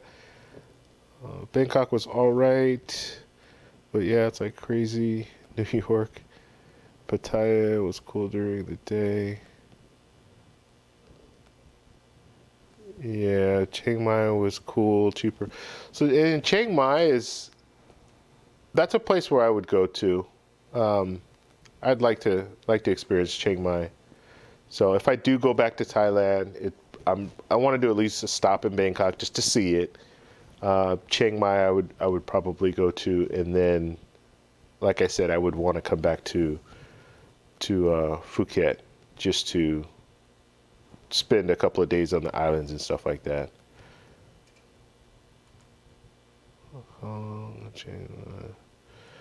Okay. Yeah, so that's pretty much my experience. I just wanted to get on here and just talk a little bit about just travel. And I'm going to start doing live streams. So I haven't set a date yet, but I'll start putting out like a notice so you guys will know, okay, he's going to be doing a video on what have you. But I want to talk more about travel. I know I talk a lot about credit card stuff, and people really like the whole credit card stuff. the points and all that. And I'm going to be honest with you, like I'm not one of those people like the credit card nerds like that gets on there and I know this card does this card does that, this card does. I just want the points. I want to get the points the best way that I can. Once I have those points, and I try to figure out how I can use those points in order to fly to different places. But I'm not really, I'll talk about my experiences. I'll talk about the cards that I have. But I don't know, I'm not very knowledgeable about all the other cards that are out there. Oh, you should get this card, and you should get that card, and you should get this card. I'm not that knowledgeable about that. I know what I have, and I know how to get points with the cards that I have, but I don't have a broad, knowledge of all the different cards. And I want to keep it that way. I mean, it's funny, I put out a video a couple of days ago just talking about what's in my wallet, so how many cards I had. I had like the time, or right now, I have 6 cards. I only really use 4. And then I start getting comments, people saying, oh, wow, I have 26 cards, and I have this many cards, and that many cards. And that's great, but that's not me. Like, I want to keep it simple. It's hard enough managing 4 different cards, just, making those payments. I can imagine if I had like 26 cards, that would be crazy. So I want to keep it as simple as possible. I will move on. Like right now, I've been really successful with just using the cards that I have. So just using, let me pull up. I haven't pulled up my screen yet. I'm comfortable right now using the cards that I have available. So hold on one second. Let me just pull up this really quick. I don't know why I'm not seeing.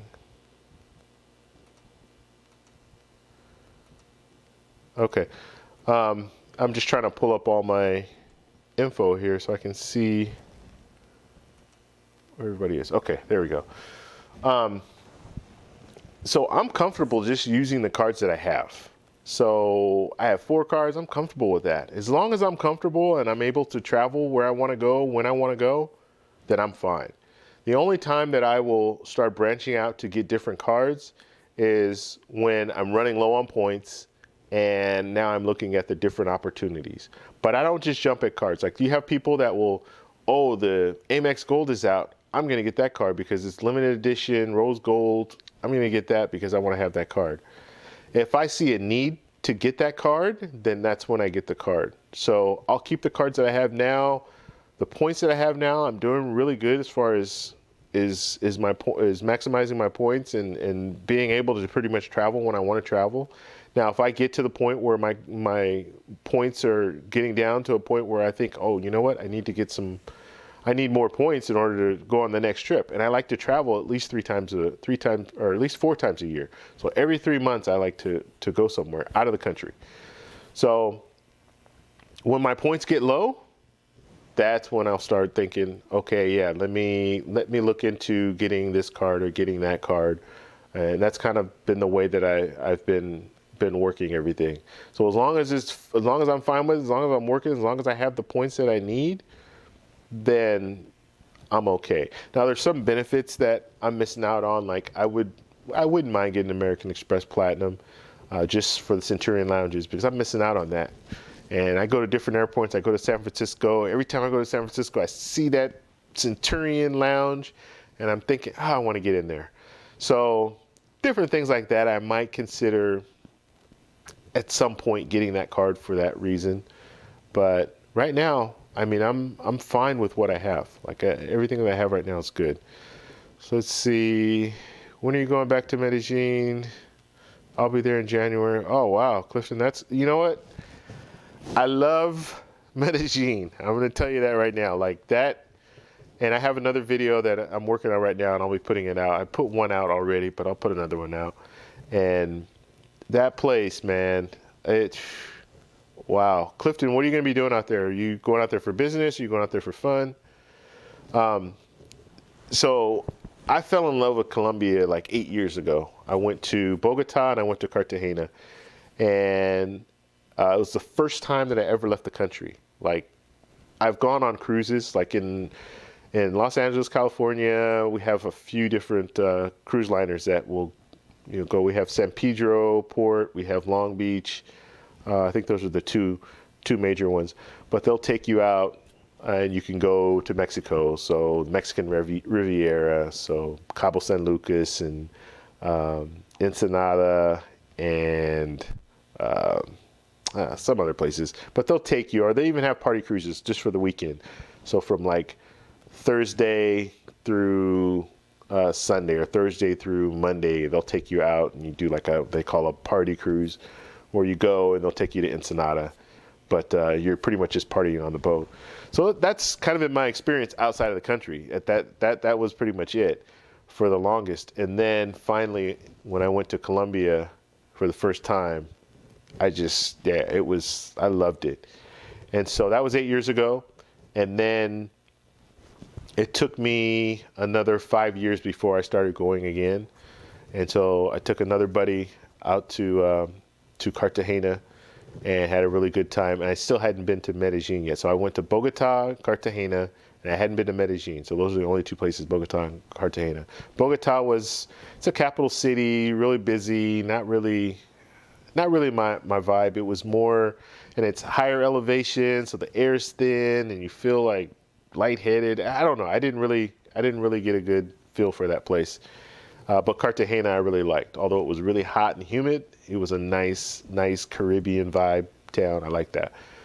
So then I went to Medellin, and when I went to Medellin, it was an amazing place. I mean, the people are so friendly, the women are beautiful. It was just, the food was really good, and there's just so much out there to do as far as like, the city is very bike friendly, and just, I can't say enough about it. Like it was a really good experience, a really an eye opener for me, because you hear about Medellin, you hear about all the the violence that they had back in the day, and this city just completely changed everything, and now they're a tourist destination, and it's a nice place to go.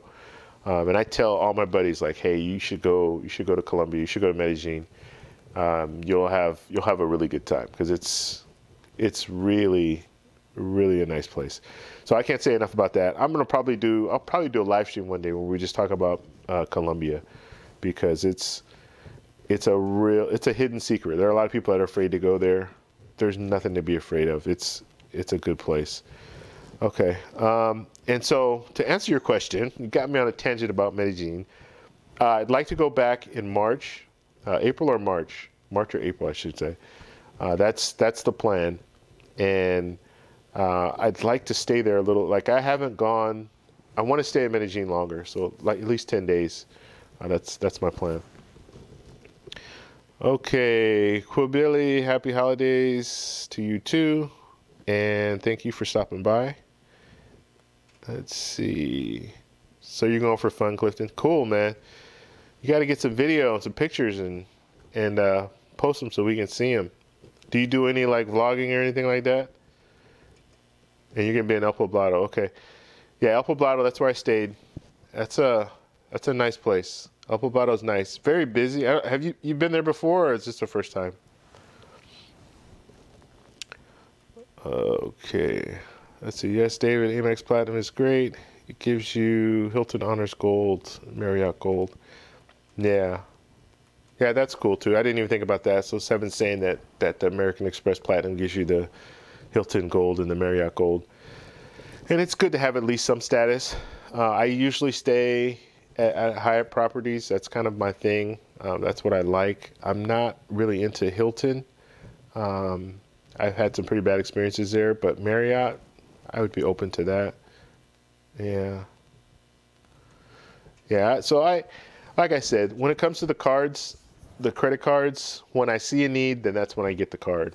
I don't just go out and get. And then you have people that will churn cards, where they'll get a bunch of cards so they can get all the bonuses on them, and then they'll cancel them, and they'll get more cards to get the bonuses on them. And now Chase has a 524 rule, so it kind of will slow people down.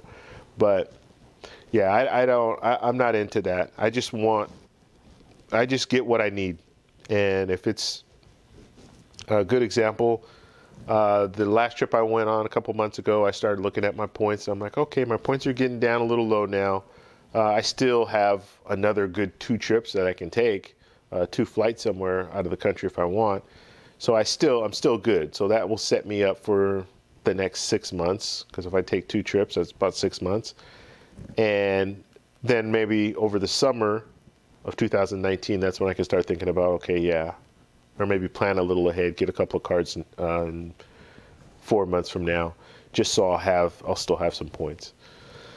So, all right, let's see. So Clifton, he's going to be staying in El Poblado, no, but I just might make a YouTube channel. You know what? It's really popular now, and that's why I want to spend more time. Well, that's not why, but I want to spend more time in Medellin because it's popular. Like, people on YouTube like looking at videos from people doing videos from Medellin. And I know that because I started doing research before I went, and there are so many videos out there that's what they talk about. Medellin. So you'd probably get a lot of views and probably a lot of subscribers as well. So when I go back out, I'm definitely, like, this time that I went out, I wasn't really,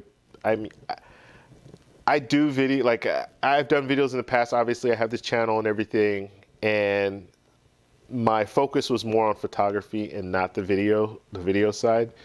So now when I go back to Medellin, I want to do, because I love the city so much that I want to be able to share all the stuff that I like about it to everyone. Because I think everybody needs to know, like, there's certain places that really, for me, there's certain places that I go to where I'm just like, oh, this is a good place. This is a nice place. And then there's some places, like I go to Paris and I'm like, it was all right. I go to Thailand, it's like, it was okay. The food was, eh. So, but when I go to Colombia, the experiences I've had in Colombia, they've all been good. All been good. All right, let's see.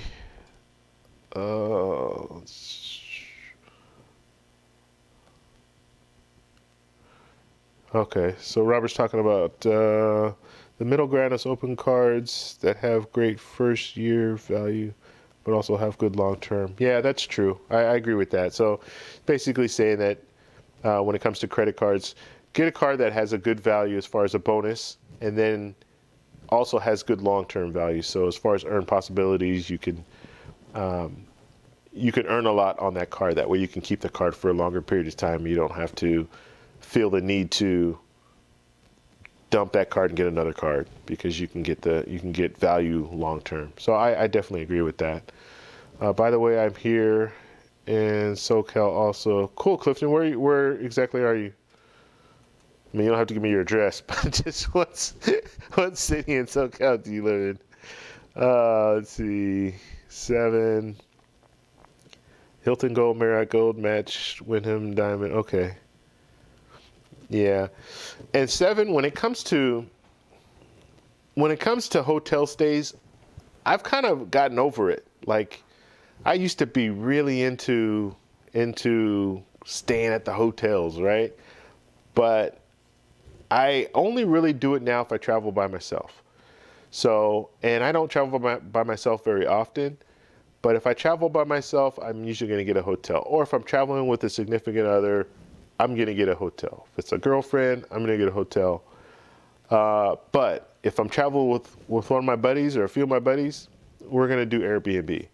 And the main reason for that is I don't want a situation where I want my own room. Just basically, that's it. I want to have my own privacy, right? And my buddy, like me and my buddy, that I travel with one guy most of the time. So, and we're the same way. Like, we want to have our own space, right? So Airbnb just makes sense. So if it's a hotel, generally it's when I'm with a girlfriend or when I'm with like family. Even, you know, if I'm with my family, then we'll stay at a hotel. But for the most part, Airbnb is that's my go-to. So I don't stay at hotels very often.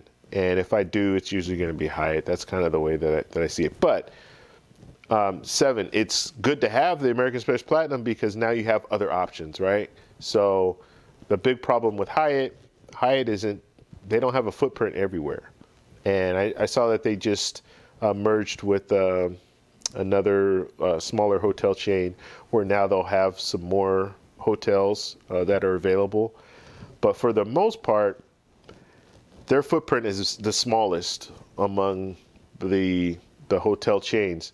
So it is nice to at least have an option. Oh, I can stay at a Marriott and it's right here next to where I want to be or where I'm staying and all that kind of, or where I want to stay and all that. So that's good. But yeah, it's not, I'm usually looking for Airbnbs first, especially if I'm going like Clifton's talking about going to Medellin. Airbnb is the way to go. Hotels, you want to be an Airbnb, especially like El Poblado. He's going to be staying at El Poblado. I stayed in El Poblado. Airbnb is by far the way to go because you want to be in the action. And I just noticed, like, or I should say this, if you want to be in the action, if you want to be by the parties, parquilletes, the restaurants, all that stuff, then Airbnb is good because they have these little Airbnbs all around that area. You can walk everywhere as far as to the mall, to the restaurants, to parquilletes. And parquilletes is like, it's a park, but all around the park you have nightclubs and stuff like that. And they go off, I think, from like Thursday through Sunday where they're partying. And they have a lot of days, they have a lot of holidays there. So Monday's holiday a lot of times. So they're partying the whole weekend. So the hotels, though, I noticed, and I was looking at, first off, they don't have a Hyatt. Not yet. I think they're getting one. I think they're getting a Hyatt Regency. They do have Hilton, but they're more in the business area, business district area. So you still have to either take a cab or walk. It's probably about a 35-minute walk to Parquilletes from there. So they don't have a lot of the chain hotels in El Poblado area. So if you want to stay in and I would recommend, if you're going to Medellin for the first time, stay in El Poblado because that's where everything's within walking distance there. And you really get a vibe for the city. Now they have other areas like Laureles, which when I go back, I'm probably going to stay in Laureles because we got hooked. We pretty much we got taken care of. Well, I won't say taken care of, but we got lucky. We were at the airport, and I'll just tell this story really quickly because it's kind of funny, but we're at the airport, and just charge my phone up here before it dies. We're at the airport, and first off, I get in. My buddy's flying American Airlines, and he's delayed. Every time he flies American Airlines, he's delayed. The last time I flew American Airlines, I had a bad experience and lost my luggage, and I was delayed, all that good stuff. So he's flying American. His flight gets delayed. So I'm sitting in the airport for 5 hours because I didn't want to, it didn't make, well, actually, he had the Airbnb, so he got the Airbnb, so he needed to meet with the host and all that stuff. And so I wait in the airport for 5 hours for him. So he gets there. And so when he gets there, then we come out, and I don't know exactly where I am. So I'm at the airport in Medellin, but I don't know how far it is from the airport to the hotel or to the Airbnb. So these guys are quoting us these prices, and it's like $27 US to drive to where we're going. I'm thinking, $27? That's crazy. That's expensive. But I didn't know it's like 45 minutes away to get to the Airbnb. And so, and these guys are speaking English, and I speak very little Spanish, so we're trying to communicate back and forth, and they're saying that. And I always do this anyway when you walk out from the airport, you just get bombarded with all these taxis saying, hey, take you here, take you there, and all that. So I never take the first offer, and I'm always trying to haggle and trying to get the price down. So I'm going back and forth with the guys, and they're no, 20, it's whatever, however many pesos. And so I'm like, oh, okay, well, let's just walk back in, and then we'll come back out. Because you walk back in and you come back out, and then you got more people, different taxi guys coming out if you go through the different exits. So that's what we did. So we came back out. And just to let you know, like if you've never been to Colombia or Medellin, Medellin is better than other parts of Colombia, but very few people speak English. And if they do speak English, it's kind of like, wow, you speak English?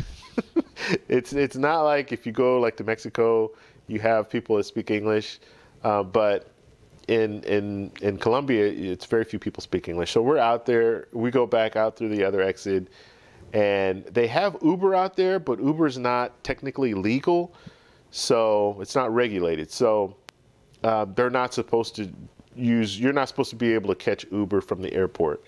Now, if you're in the city, you can catch Uber. It's a little different, but the taxi guys will be on it because that's their business, right? So they're taking their business away if they have Uber out there. So they're going to be on it. They're going to be watching these guys that they know are Uber drivers. So we go out through the exit, and this guy was like, "Hey, you want to ride to where you're going?" And he's speaking perfect English, and I'm like, "Hey, what?" And so he grew up in Northern California, and when he was a kid, I think he left, went back home when he was like 10 years old. He went back to Colombia. So he spoke English, and so we pulled him aside, and I'm like, "Dang, they're telling me $27." He was like, "Yeah, that's pretty much the standard rate. That's how much it's going to cost to go. It's like 45 minutes away." So he's explaining all this stuff to me, and so I was like, "All right, well, we'll go with you." And he was like, "You know what? I can't." And he couldn't because the guys were onto him. Like the taxi guys saw that he was possibly going to get us to take him, and so he didn't want to do it because he didn't want to get kicked out of the airport, because that's basically what they would do. They wouldn't let him come back. So he said, "Yeah, I can't, but if you have some stuff you want to do around the city, I'll give you my number. Just let me know, and I'll take you around the city." And so basically that's what we did. So after we took a regular cab, since we knew it was $27, we took the regular cab. We got to our Airbnb, and then we contacted him, and he took us like to just different little places that we'd want to go first. Like I didn't really know, like you got to be real careful when it comes to this kind of stuff, because you're in a different country. You don't know what their motives are and all that stuff. So you do have to be careful. So we did kind of like just little rides. Hey, can you take us to the mall so we can go get something to eat? Or just like little stuff during the day for the first couple of times. And then after that, then you get a little more comfortable with the people. And then now it's like, hey, we need to go to Guatapé, or we need to go somewhere else to take pictures. Can you take us? And so we had like our own guide that pretty much took us all around the town. So it worked out really well. And all right, so bottom of the line, yes, Medellin, yes, it's a great place. All right, let me look at these last few questions, and then we're gonna have to call it because it's getting late. In Clifton, okay, Ontario, that's cool, man. That's cool. We're gonna have to hook up. If you like going to Medellin, we're definitely gonna have to hook up, because it's a good place. You'll have a good time there. If you have any questions or you want to know anything, any pointers, you can private message me or what have you. Send me an email, or just post in the comments if you want to do that as well. But yeah, you'll have a good time there, man. It's a good place. It's a great place. And if you've never been to Colombia, my advice, Medellin is great. Cartagena at the right time when it's not really, really hot, it's a great place as well. All right, let's see. By the way, check the unmarked van. They're parked outside. Okay. That's it. I always travel solo. I don't know any guys who has a passport. What's up with that, man? What's up with your buddies, man? They don't have passports? Wow. Yeah, it took me a while to get a passport. Like 8 years ago, when I went to Colombia that first time, I got a passport like 6 months prior to that. That was the first passport that I got. Actually, that's the only passport that I got, and it's coming. I'm gonna need to renew it coming up now. And my father never left the country. He's gone to. Has he gone to Mexico? I don't even think he's gone to Mexico. I don't think he even went on one of those cruises. I think he went on a cruise to the Caribbean. So if you want to call that, that's U.S. territory. No, he's never left the country. And he just got his passport 2 years ago. That was the first time that he got a passport. And my dad is now 83 years old. So some people just don't get them. They don't think of traveling. So it's crazy. I mean, just think about it. It's crazy. And he still hasn't left the country. He got the passports because I really got on him about getting a passport, him and my mom. And I still want to take them somewhere. Like I want them, take them outside of the country. But they just, they're not really motivated to go right now. So I can't make them go. But yeah, solo travel is cool. I never thought I would travel by myself in the past, like just thinking about it. But when I started taking pictures, when I started really getting into photography, I got to the point where I was like, look, I'm not going to try to organize all this stuff with people. If you guys want to go, you can come. If you don't want to go, I'll have fun on my own. I went to Paris by myself. I was there for 5 days. Got out there at the time of my life, just going out taking, because Paris is, and I said this earlier, it's not very friendly, but there's so much history in Paris. I mean, you have the Louvre, you have all these old structures, you obviously have the Eiffel Tower. There's so many things there to take pictures of, different rivers and things like that. So the first thing I did when I got there, the second day that I was there, I booked like a photo tour is what I did. So I booked that photo tour the second day that I was there, and I paid, it was like $200, so it was a little pricey, just for a guy to show you around the city, pretty much is what he did. But it was good. It was good because he took me around, and I told him, I said, look, I'm going to be here another 3-4 days. I just want you to show me these different areas. And I had some of them already listed, different places that I wanted to go. And so he showed me the different areas where they were, and then he showed me how to use the subway system. So I took a few pictures when I was with him, and then the rest of the days, every morning I get up, catch a subway, go to these different places, take pictures until sunset, come back home, eat dinner, go to bed, get up in the morning, do the same thing. And I did that for 3 days. And I had the time of my life. It was great. So you can do it. Like you can do it on your own, solo travel. And it's good because you don't have to worry about pleasing anyone. You just please yourself. You go out, you do what you want to do. You don't have to worry about doing, okay, well, let's go to this restaurant this day and then go to this restaurant that day. You can just do what you want. And so that's good. All right. Let's see. Robert Taylor. Discover It lets you redeem $45 cash back for $50 Airbnb gift card. Okay, that's cool. I didn't know about that. I never really look at Discover when it comes to points and stuff like that, or cash back. Maybe I should look into them a little more. I've never really been into the Discovery card, or Discover card, I should say. I'm staying in Sydney in July at an Airbnb that says free breakfast, $180 total, 8 days. Wow, that's good, Robert. So $180 for 8 days? That's really good. Okay, 7, only 25% of Americans have passports. Wow, where'd you get that percentage from? That's low. And it's probably true. I mean, dang. But that is low.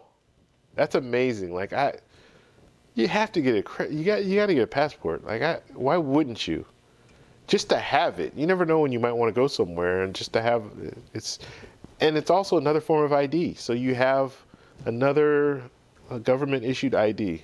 Yeah, I don't get it. I mean, it costs money, and there are some things that you have to do in order to get a passport. So that's probably why most people don't do it. But yeah, it's kind of sad.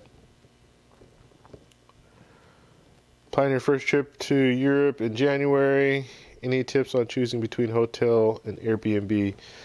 I've never, like, I've gone to Paris. That was it. That was my only real trip out to that area. So I don't really, yeah, I couldn't really give. And then we'd have to know like where you're going exactly. And I would just do research. TripAdvisor's really good at, if you look on there, you can type in any hotel that you're considering staying at, and they will give you some pretty honest reviews on the pros and the cons of staying at the hotel. So I would look at that, and then talk with people. People will recommend stuff for you. I will say, when I went to Paris, I stayed at the Hyatt Regency in Étoile, and it's not right in the heart of everything. That's the only negative, but it has plenty of positives. I mean, it's the hotel's really nice, first of all, and it is attached to the subway system. So that's the best part about staying there. You're a little ways away, and it's funny because I wanted to be a ways away because I wanted to take pictures, and I wanted to be facing the Eiffel Tower because I wanted to take pictures of the Eiffel Tower at a distance. I didn't want to be right up on it. And so it was my window was perfect. And I did a few videos. I did like 3 videos. If you guys check my my channel out, I have like 3 videos of me like vlog videos of me in Paris. And I had the perfect setup because I had the Eiffel Tower right out my window. And so I could see it every night before I went to bed. And then when I woke up, so I was able to get sunset shots and night shots, and I would do time lapse. And I was just having a blast with it. But the best part of this hotel is the subway system was attached to it. And it's like I think this hotel is like they cater to all the like politicians and stuff that come in. So it has that subway system hooked in or right there. So all you need to do is pay for your subway ticket. And I got one of like they give you, you can buy a book. So I bought like a book of all the different book. So I just use one ticket each time I go. And subway system in Paris is really efficient. I mean, it's easy. You just get on, it tells you exactly where you need to go, and they'll tell you all the different connectors. It's color coded, and it's good. It's easy. Even though they're not speaking the same language, you don't speak French, that's fine. You'll still be able to find your way around. You just need to know like where your get off point is. But it was perfect. Get in the subway, go to where I needed to go. If I wanted to go to the Eiffel Tower, get in the subway, take it down to the Eiffel Tower. If I wanted to go to the Louvre, get in the subway, take it down to the Louvre. So it's very inexpensive. I can't remember exactly how much it was, but I want to say it had to be less than, it was like maybe $15 for the book, and I used the book the rest of the time that I was there. So yeah, it was very inexpensive. Okay, let's see. David, take your parents to Japan. So Seven's talking about I should take my parents to Japan. I think with my parents, it's probably going to have to be somewhere a little closer. I can't see them sitting on a plane for that long. So probably South America somewhere is probably where we'll go. Either that or maybe go to Canada or somewhere that's a little closer. What I might do, because we do a Hawaii trip every other year, and we're doing it 2019, summer of 2019.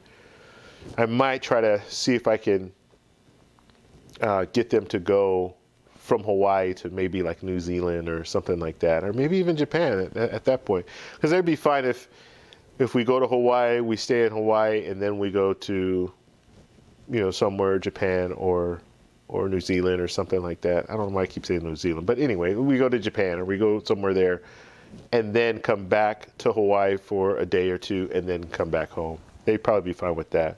But just doing that long flight overseas, yeah, they're probably not gonna be good with that. And I'll tell you, it was tough. The coming back from Thailand economy, it was tough. Sitting in an aisle seat, not being able to go to sleep, having people bump you every time they walk down the aisle. Yeah, it was. Or people, the people want to get up to go to the restroom. It was just, that's not my deal. I need to sit by a window. I really like sitting by a window for that purpose, so I can just lean up against the window. I don't have to be disturbed when people want to go to the restroom. I don't have people walking by me, bumping me. So this was, yeah, it's pretty tough when you do those long flights. As a matter of fact, I have a video about long haul flights and tips on how to get through them. I just posted that like last week, I think. So you guys should check that out too. Global entry is a must. I definitely agree with you. What, Black Drum? Black Drummer Kid. Okay. Sorry. Yes, global entry. Global entry, global entry. You got to get that. And a lot of people still don't know about global entry. I don't get it. But I guess if you don't travel, you're not interested or concerned. But I have global entry. And good night, Seven. Thanks for stopping by, man. I appreciate it.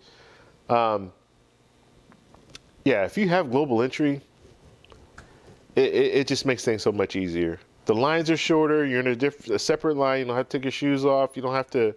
I mean, the screening is you don't have to take your laptop out of your bag. And I have a lot of camera equipment now. They require you to, I've run across this a couple of times, but they will require you to take your camera stuff out if you have camera gear. My whole bag, my whole personal item, carry-on bag is a camera bag. Everything in there is camera stuff.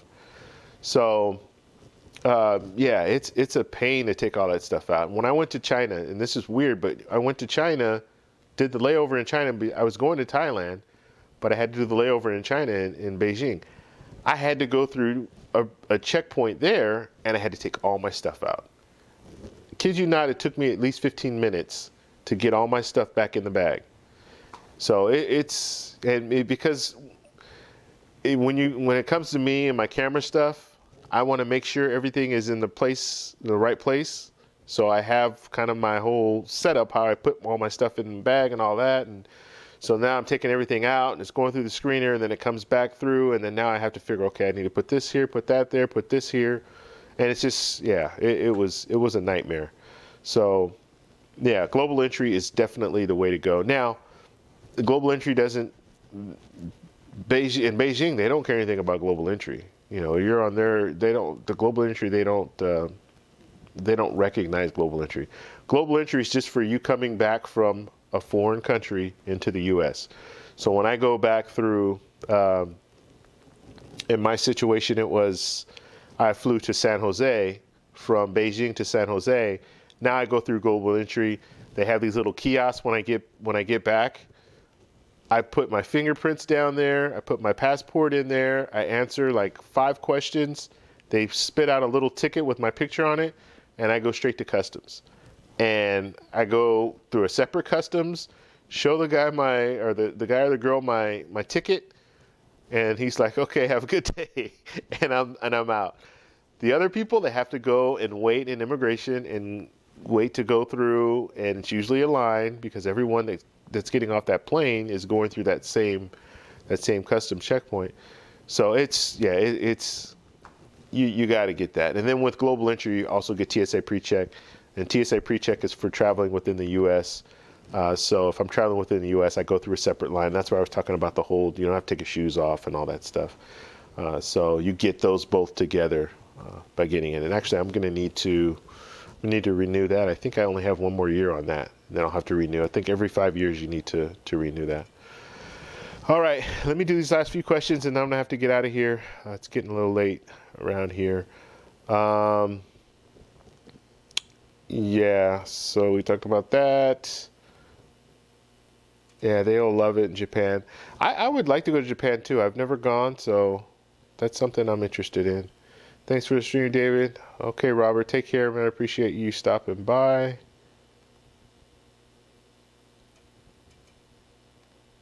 Okay.